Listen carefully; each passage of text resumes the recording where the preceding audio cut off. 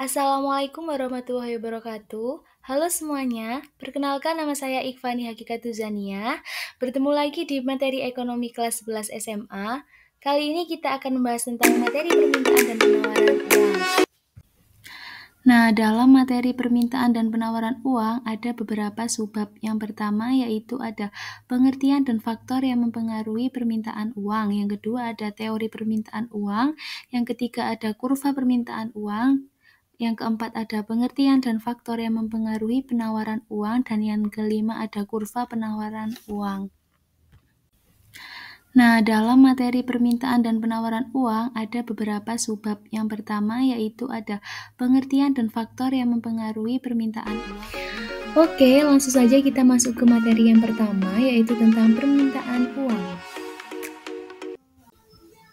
Materi yang pertama yaitu tentang pengertian permintaan uang.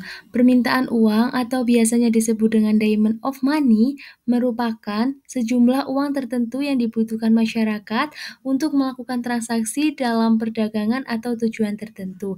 Nah, jadi di sini maksudnya permintaan uang adalah uang yang dibutuhkan masyarakat, uang yang dipegang oleh masyarakat.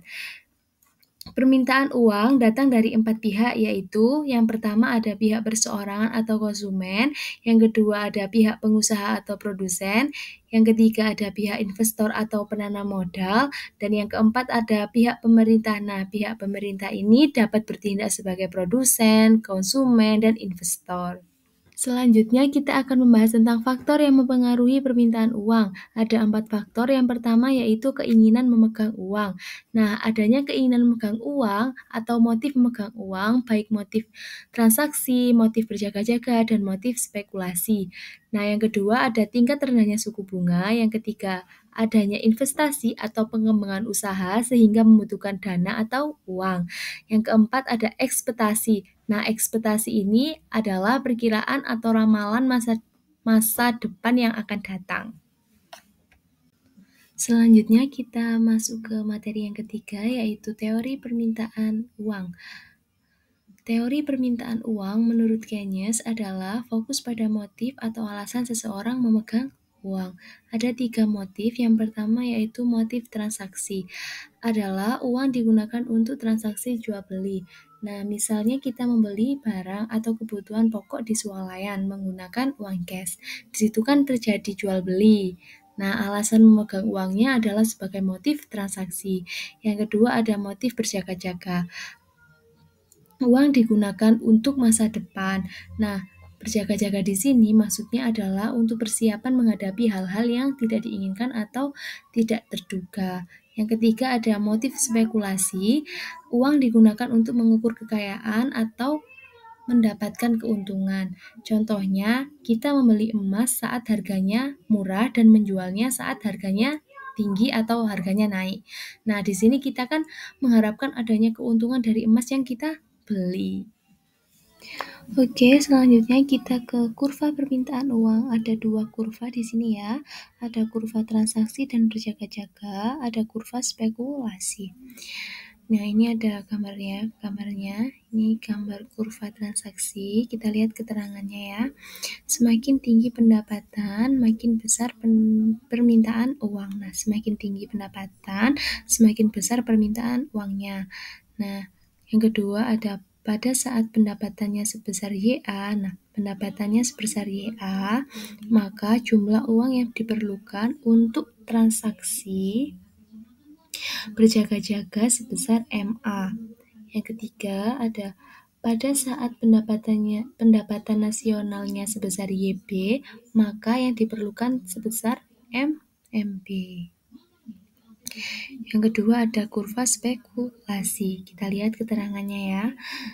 Semakin tinggi bunga IA, makin kecil permintaan uang MA. Yang kedua, makin rendah tingkat bunga IB, makin besar permintaan uang MB. Yang ketiga, LP pada kurva tersebut menunjukkan preferensi likuiditas. Oke, kita lanjut ke materi yang kedua yaitu tentang penawaran uang. Oke, pengertian penawaran uang. Penawaran uang atau biasanya disebut dengan supply of money merupakan sejumlah uang tertentu yang disediakan oleh pemerintah atau bank untuk dapat dimiliki oleh masyarakat. Nah, jadi di sini kalau penawaran uang adalah uang yang ditawarkan, uang yang disediakan oleh pemerintah. Nah, kenaikan penawaran uang dalam perekonomian perlu dikendalikan, karena jika terlalu banyak uang yang beredar di masyarakat, maka kan terjadi inflasi. Makanya di sini harus dikendalikan penawarannya. Nah, ini merupakan tugas dari bank sentral.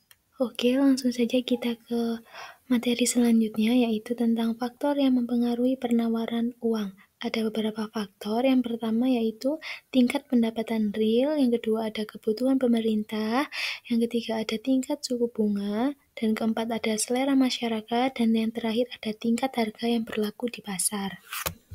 Kurva penawaran uang.